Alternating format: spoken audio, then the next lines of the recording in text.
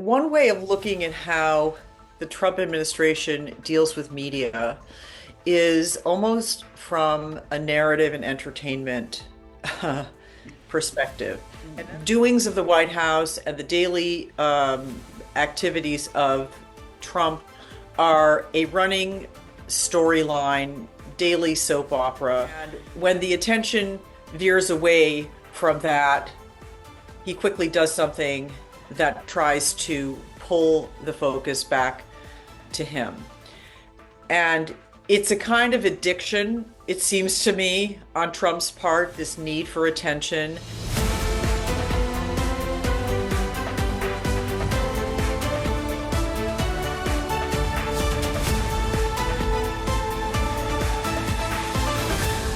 Hi, welcome to another edition of SOS America. I'm Charles Feldman. Thanks for being with us again. For those of you who have been regularly, I hope, watching and or listening, you know that for the past year, every other week, we talk to various experts, attorneys, physicians, scholars, regular people too. Yeah, there are regular people out there.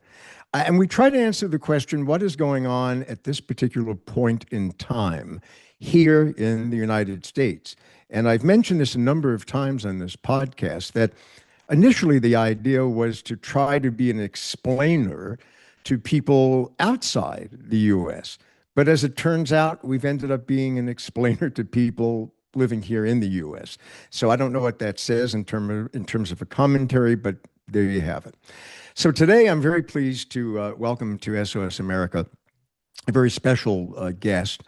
She is a very well-known and very well-respected award-winning journalist, Sharon Waxman. She is an author, she is a journalist, she is a blogger. She was, at one point in her career, she was a correspondent with Reuters, the one thing I think that I actually share with her. The Washington Post. She's also been affiliated, of course, with the New York Times. And then in 2009, she founded The Wrap, which is it's described as a Hollywood and media business news site. I think it's more than that, actually. And it has become, in the past few years, and I know a lot of people say this, oh, it's a must read.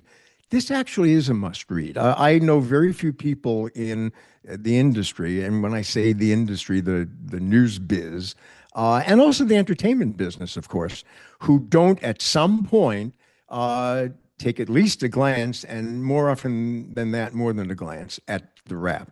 So I'm very, very pleased to have Sharon Waxman with us. Sharon, thank you very much. Well, thank you for that introduction. That was so kind. We can end right there. Right. Thank you, Sharon, very much. In our next episode. See you soon. Yeah. Let me start off because what we want to do in this episode is really talk about the Trump administration and what that has done, is doing to media in this country. And I always hesitate to say that as simplistically as that, because as you know, it encompasses so many different things, from newspapers to radio to television to streaming, you name it.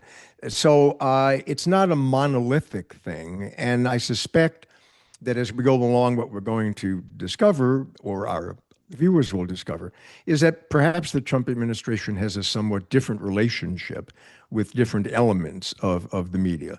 So that being said, in the broader context, has there been a kind of fundamental change in the way this particular presidential administration deals with the media? And if so, how?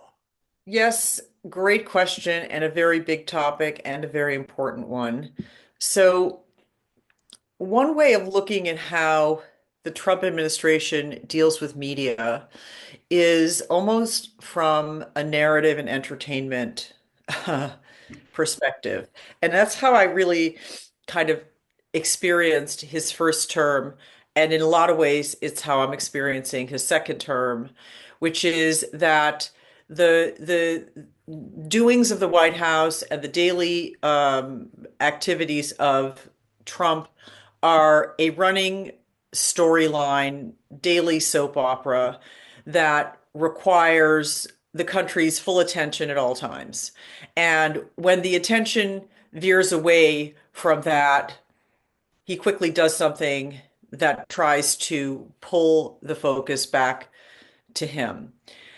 And it's a kind of addiction, it seems to me, on Trump's part, this need for attention, this need for constant interaction with, validation by, and praise from the media writ large. Of course, by that I sort of mean the news organizations that he has on in his office and always has his whole life, and including the outlets that he feels are against him and that he desperately craves validation from. So, say the New York Times, or if it were to be 60 Minutes and CBS News, or really any major respected news organization.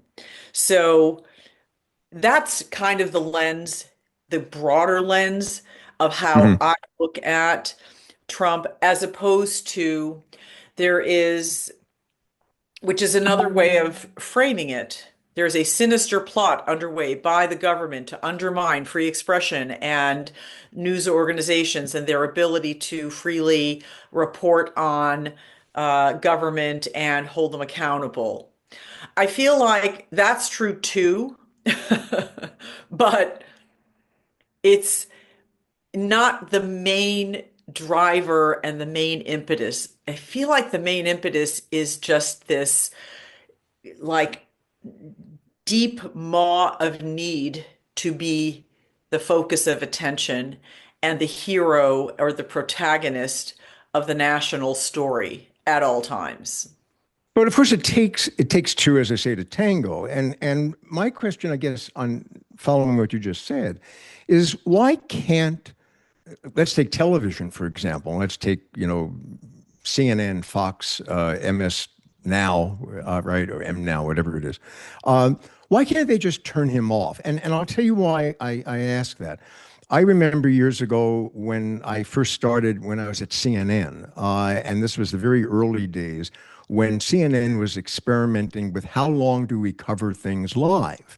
Because up until CNN, that really wasn't the case. You would send reporters, you know this, you would go to a news conference, even the president's news conference. Very rarely was it covered live on TV unless it was of earth-shattering importance. Reporters would go, they would file something for the evening news, or the newspapers would do something for the next edition, but wouldn't carry it live. And I remember discussions, this is now going back to the early 80s at CNN.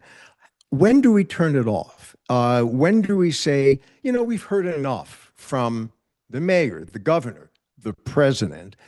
We don't need to carry the next 45 minutes. If something important happens, we will report it. Why can't we do that? Why can't we say, Donald Trump, this particular president, he's known for making things up, which is an understatement. He's repetitive. He's often incoherent. He's often incapable of stringing together words in one coherent English sentence. Why does the press feel that it must stick with him, or else what? What's going to Well, happen if we'll turn him off? I think that unfortunately requires greater judgment and deeper moral character in terms of kind of thinking about what's good for viewers, what's good for the country from a news perspective, than we can rely on news directors to have. Because when the president speaks, you can always argue that it's news. Hmm. President But speaks, it's yeah, news, but and it is news. So if he starts, speaking in tongues, or starts, reading from the Bible, or writes things on social, um, it's easy imagery. It's easy footage if you're a 24/7 news right. organization, as you know, because you were at CNN and I never have been. Number one. And number two, where Biden never spoke to the media. Trump Hmm. is, you can't shut him up. He loves to talk to the media, as do his cabinet members, all the time, and you just never know what's going to come out of their mouth, right? I mean, it could be Yeah. anything. JD Vance, and one day can say one thing, Trump will say one thing, the next day he'll say the other thing, and then he may well start speaking in tongues. You just never know. And so that's why I mean about like this sort of um, daily soap opera of like an entertainment, almost like, reality show of the Trump administration. And I do think that turning it off requires a discipline that most people in news just do not have. Whether your narrative is now at MSN, look how terrible this administration is, they're just awful, and here you go, here's some footage, and let me frame that in a bunch of commentary that explains to you why it's so terrible, or whether it's Fox who's like, we love this president, look how great he is for America, let's ignore all the Jeffrey Epstein stuff that's going on and pretend like that's not happening, but here's a great thing, here's JD Vance playing basketball or something, like, I don't know, but it is um and one of the things that we have to actually, point out is that CNN, for example, which is more or less the middle of the road, Mm. 24/7 news operation, and it's tried to it was leaning more to the left as like Yeah. a strategic choice in terms of ratings, and then this kind of loggerheads with the president all the time. We have to also remind your audience that it was CNN in some ways that helped elect Donald Trump the first time by doing exactly what you just mentioned before, which was like running end to end his live rallies. They weren't press conferences, they were Right. rallies. So it was just like pure, political propaganda, essentially, which was preceded by the same person who ran CNN, Jeff Zucker, who used to run NBC, Right. making a household name of Donald Trump, not intentionally, but he had the Apprentice as his show on NBC, and so that's how Donald Trump kind of became had enough name recognition to actually run for president in the middle of the country where people really didn't know him except for his television show. So anyway, all that to say that people have picked their lanes, and CNN no longer, to my great dismay, doesn't actually report on anything else that's happening around the world except when it's blowing up. So we're Right. bombing Tehran, or there's a tanker that's being boarded Mhm. somewhere in the Straits of Hormuz, and you almost don't see any other news that is happening in this country. Like, you see the flashpoint. Okay, there's ICE officers that are shot Renee Good, that kind of Mhm. thing. But if it doesn't rise to that level, they're very comfortable, like MSN, just staying close to Washington, putting the president and his cronies on television and occasionally the opposition. You don't get anything like a balanced view of what's happening from a news perspective in the country. And I'm really struck by that because I just this week was a judge in the Loeb Awards they happen to be business journalism awards, and the entries were I was judging this year long form video, so it's kind of similar to what you might see on television. It was like the Bloombergs and the Mhm.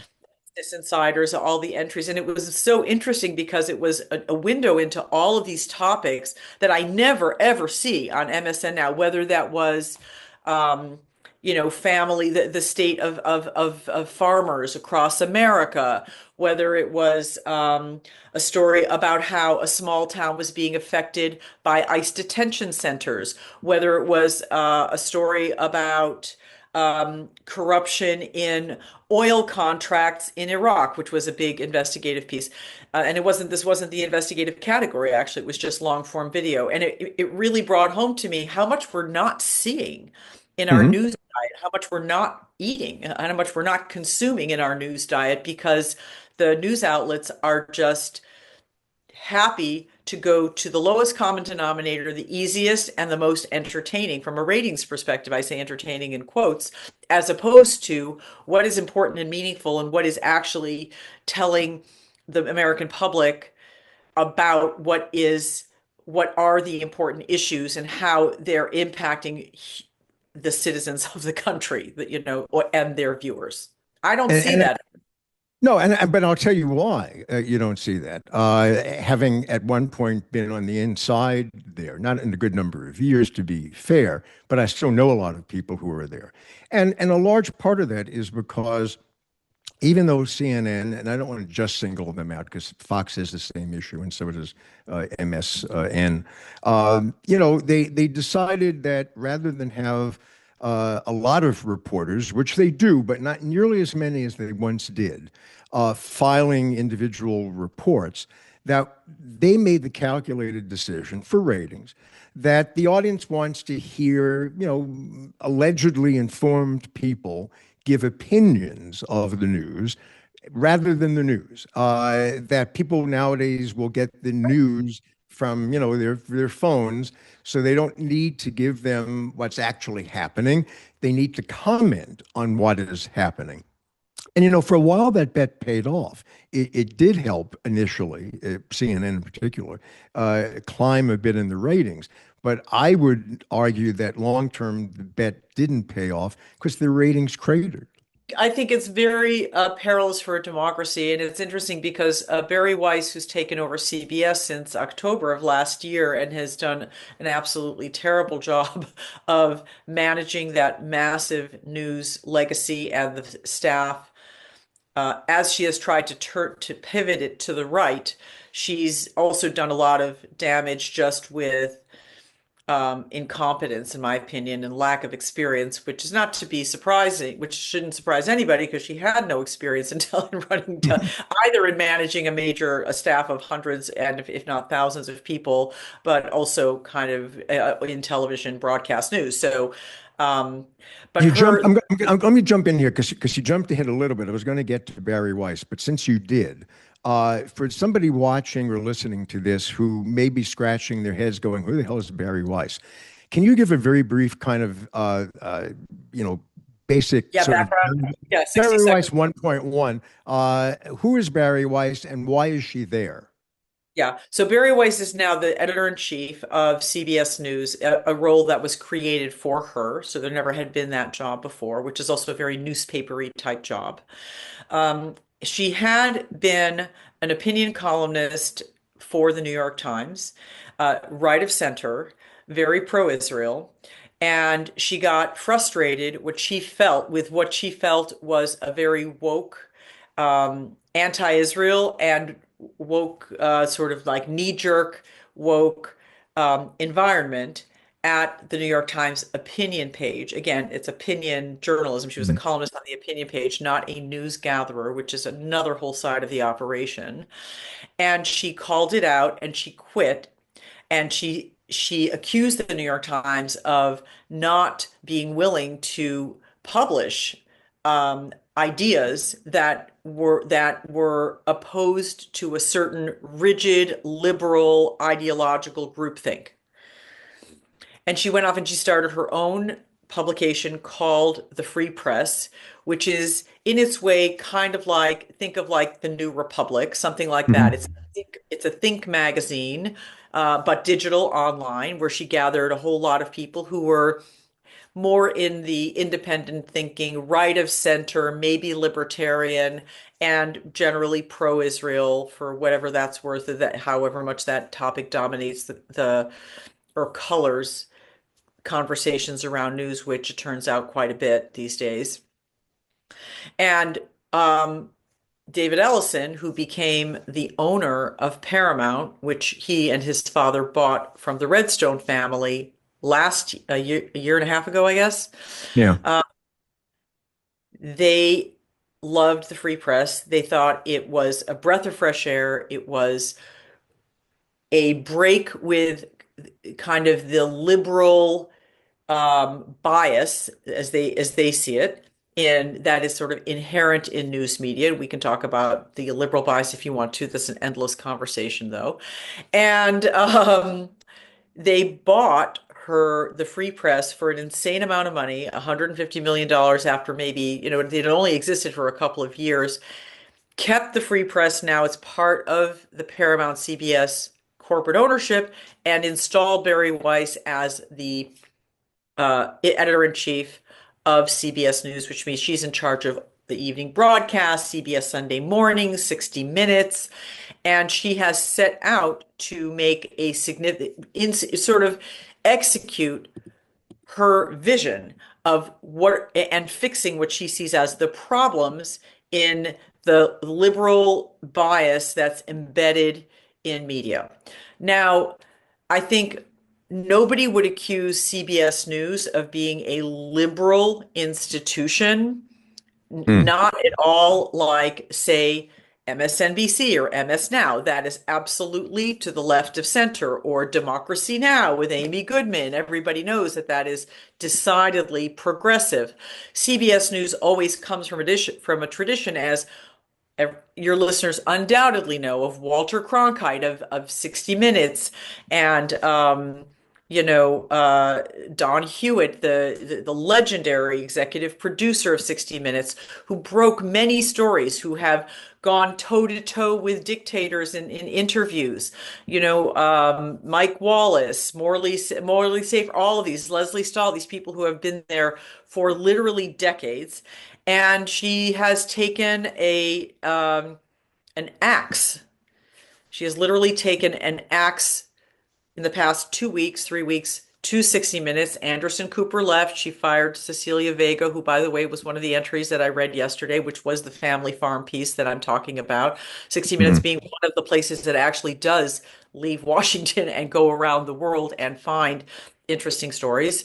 And she fired Sharon Alfonsi, who's another correspondent, and notably pushed out the executive producer who'd been there for decades, but also fired his replacement, Tanya Simon. So it's a total, like, chop Right. off all their heads kind of thing, or else just make it so extremely unpleasant that people just say, I can't work here anymore after decades. So anyway, I wanted to bring up, though, originally my point, now that I've had this long detour for your No, no, no, listeners, no. It was not it very was wise, needed. It was needed. Go ahead.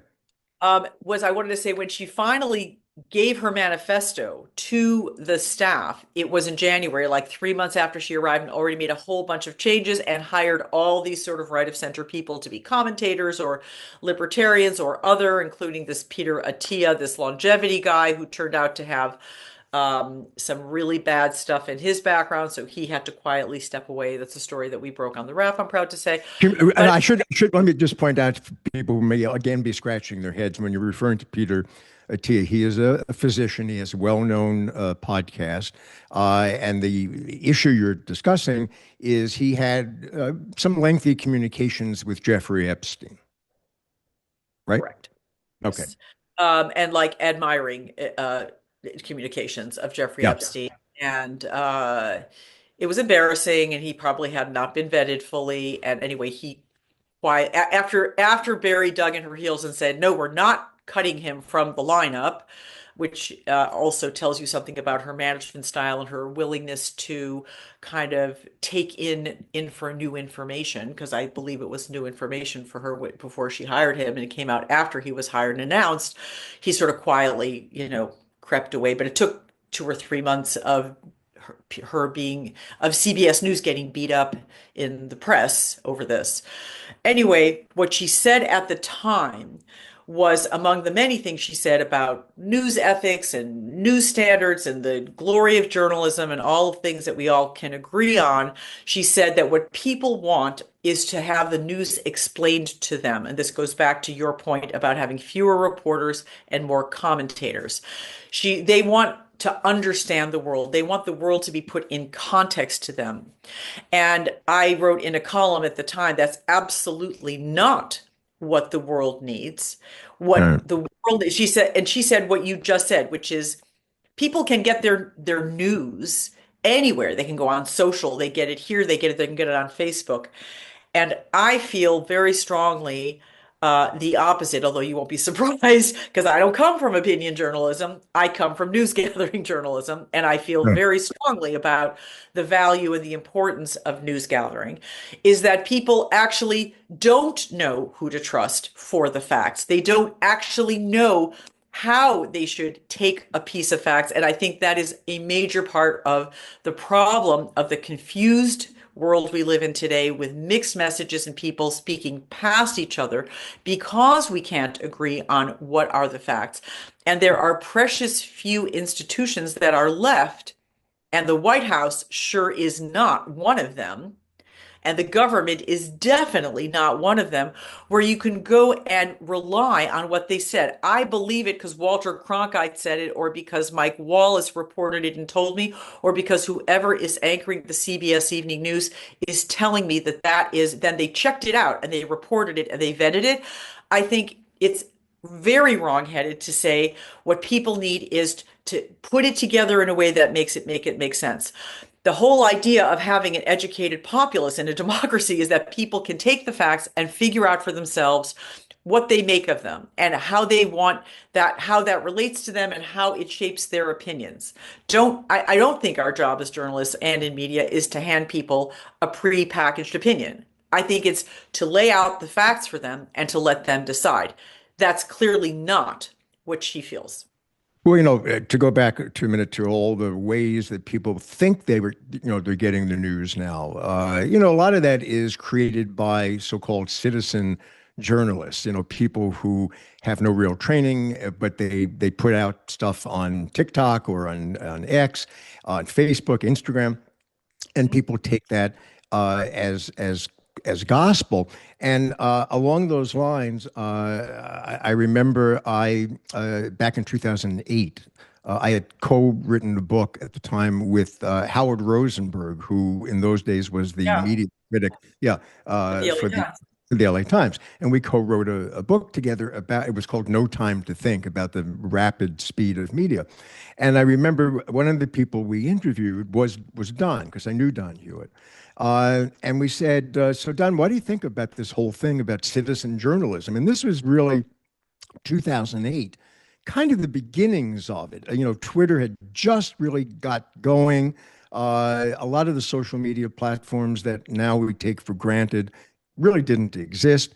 So this is just the beginning. And we quoted him in the book because it was a great quote. He said, I am all for citizen journalists, just as I am all for citizen neurosurgeons. That's great. Yeah, it was a great point. But let me backtrack a little bit because we're talking now a lot about CBS. I don't want to pretend, and I think some people either are or maybe have amnesia about history, that CBS has always been this sort of pure, non-ideological company or news organization. I mean, you go back to going back to the 50s, CBS was actually kind of in the forefront of the McCarthy era blacklists. They got rid of writers and performers, and I dare say probably did slant a bit of their news. This is the pre-Walter Cronkite days. Then you move into the 70s, and during the Vietnam War and the Johnson administration, you had basically the war against the Smothers Brothers comedy hour of all things, which led to that show being yanked off the air. So CBS doesn't actually have a great noble history through and through. There are periods when it was the Murrow period. I would agree with you, the Cronkite period. So can you make the argument that now it's just kind of going back to some of its darker periods from the past? I think it's not just CBS News. I think all of the news media is going to a darker place, but I don't know. Um, I think that, after the 70s, I would dare say in the post-Watergate era, when the American public learned that they really cannot trust their government. If they didn't know it from the Vietnam War already and the Pentagon Papers, then they certainly should have learned it or did learn it from the Nixon administration and what happened in Watergate, and that these two intrepid outsider young journalists uncovered what all the White House correspondents at the time did not or could not or would not were not interested in digging up. And I would argue that that is, and I'm not like a media historian, but I am somebody who's just very immersed in that. And I myself am among the generation who came out of, in the post-Watergate era and said, I want to do that. Like, I want to Mhm. be able to hold people to account. I want to tell the stories that nobody else is going to find. And of course, I spent 8 years of my career at the Washington Post, and Bob Woodward was the first person I met when I came in as an intern, all those years ago. And he, of course, was Mm. a legend to me. Uh, we learned that as a society, just because the president says it doesn't mean you believe it. You need to check. And I think that was a significant difference between the kind of innocence that the American public had pre-Vietnam and this sort of faith that our government was there to serve us and wouldn't do something nefarious, knowingly. Right. And now we're sort of at this complete far end of all of that, which is we don't trust government. We don't trust the media either. We don't trust anybody. More likely, we'll trust this guy who knows nothing, who's broadcasting from his basement and telling you that there's a pedophile ring in a store in Northwest Washington, and it's run by Hillary Clinton. Can you Yeah. believe that? Like a complete disconnect from reality, but people will say anything, and some people will believe it because it's not connected to any institutional anything. So that's one thing that I think has fundamentally broken the trust with the American viewers and readers.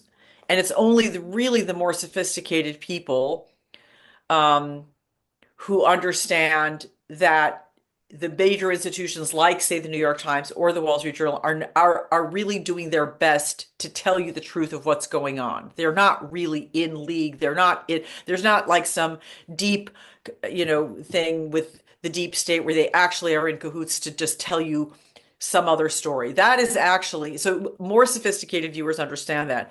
But then on the other hand, you have this actually sinister layer, which I wrote about saying, I wrote a column about this, about that, like, blew up and was like at the top of Drudge for a couple of days, which basically said Eyes Wide Shut is real. So if you ever saw the Stanley Kubrick movie Eyes Wide Yeah. Shut, it's basically this really weird uh, story that Tom Cruise plays this doctor who is drawn deeper and deeper into this Mhm.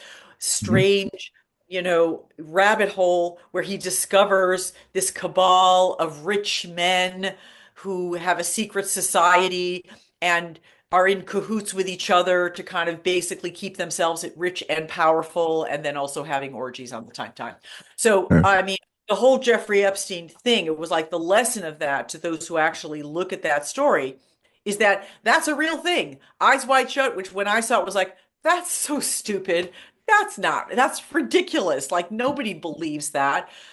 Actually says, no, no, actually, all the rich and powerful people, they cover for each other. They do disgusting things. They do favors for each other. They get out of jail on the weekend and then they come up with some sweetheart deal because somebody pays somebody money. That's the lesson of Jeffrey Epstein. And so now, today we're speaking on a day, I know this is going to air in a couple of weeks, but here in Hollywood today, the thing that we're all chasing is the fact that Amazon Studios killed a movie about Sam Altman. They didn't kill it. They're letting it go. They're not like saying nobody will see this movie. They're just saying the movie's done. It's a movie starring Andrew Garfield. It's about Elon Musk. It's about Sam Altman, very powerful people.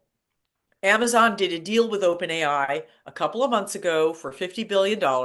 And today we find out that Amazon is not going to release the movie, which is done. The Hmm. movie's shot.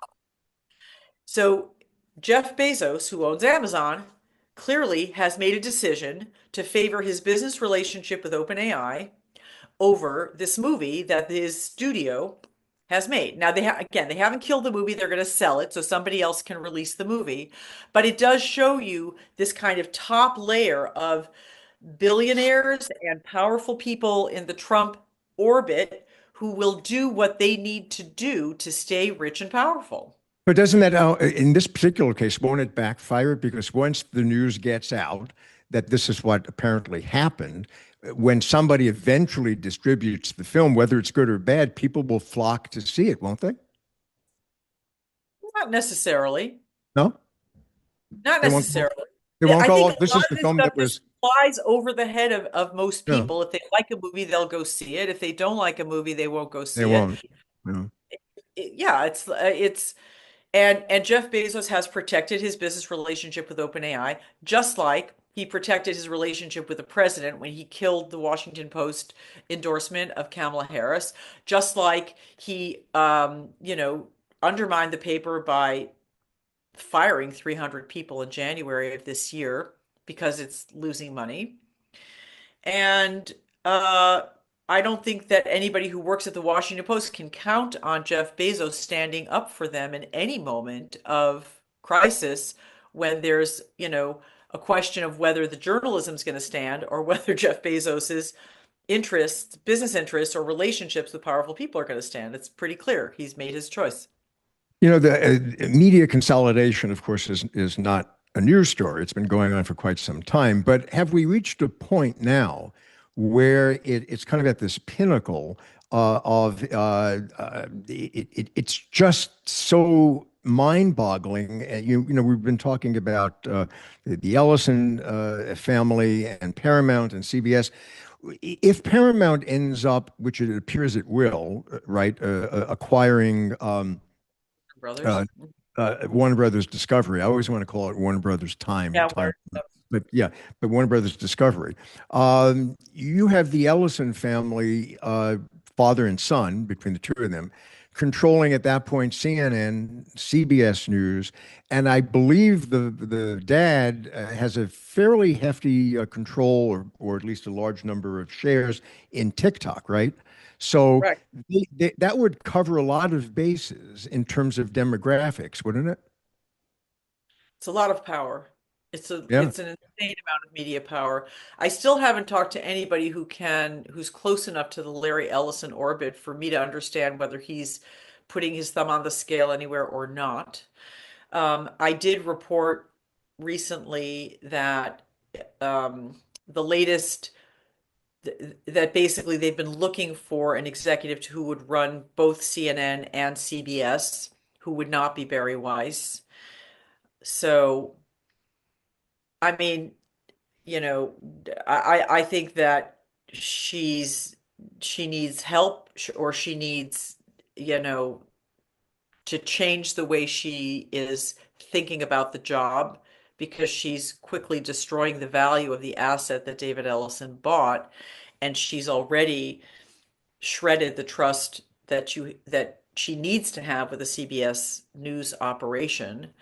And, so much of what we do in our society is based on trust, just trusting that, I would show up to do this podcast that because I said I would. There's no contract, but everything we do.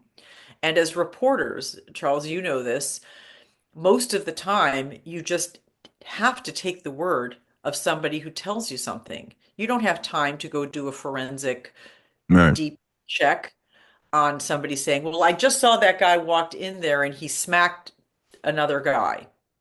We quote that person because they seem credible because we have a basic um, social contract of trust. And that's completely under assault right now. And we're seeing what happens in a democratic society when that trust is damaged. Does this assault survive the aftermath of the Trump administration? Because it will come to an end. Yes, and not, please. Um, I do think so because I think that that's what I think, but I'm a perpetual optimist, and I think that we want to live in a world where we can trust our neighbor, where we can, and then in a society where things are bigger than just a neighborhood or a street, which is modern society, in fact, a global society. I think we will find our way to norms and um, conventions where we find our way back to trust. And perhaps we discover that we actually need institutions and independent institutions outside of the government. This obviously is very much part of the foundation of a democratic society, having outside watchdogs who can, um, have a seat at the table, or at least ask questions about how our government works, or even about how public companies work, about how big organizations work. So I do believe we'll get back there. And part of the proof is that you see all of these individual journalists who have left big institutions to start their own um, businesses or their own kind of channels for like, whether that's Jim Acosta or whether that's Jennifer Rubin from the Washington Post, or and they're not perfect. Or there's Don Lemon who left CNN and now has his thing. Yeah. It's not perfect. I often feel, and I have considered like how I would write this because I think I will. I sometimes I feel like I'm a dying breed, actually, Why? that well, because the rap is very much founded on the principles of news gathering and fact-based reporting.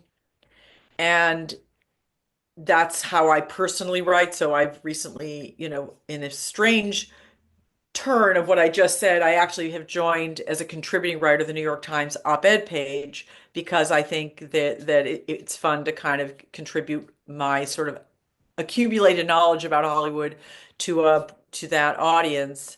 And I've been writing there, like once a month for the last period of time. So, but even when I write opinion pieces, they're very much based on fact-based reporting. People I've talked to, my knowledge over a long period of time of like the trends and how things are moving. So I just feel like what I'm seeing is, especially with a Barry Weiss stating that what we need are not facts. We need people to kind of shape this into a worldview for you so that you can make sense of it, because you don't want to make sense of it. We'll do that for you. And also seeing all of these sort of individual people starting their Substacks and their YouTube channels, and they're very much focused on giving you a certain flavor of things, a certain framing, a certain opinion. So I kind of feel like I'm losing that battle because there's fewer and fewer people, I feel, and certainly fewer people who are vocal about the foundation of what we do as journalists should be gathering facts and presenting those facts to our readers for the benefit of them having greater understanding and making their own decisions.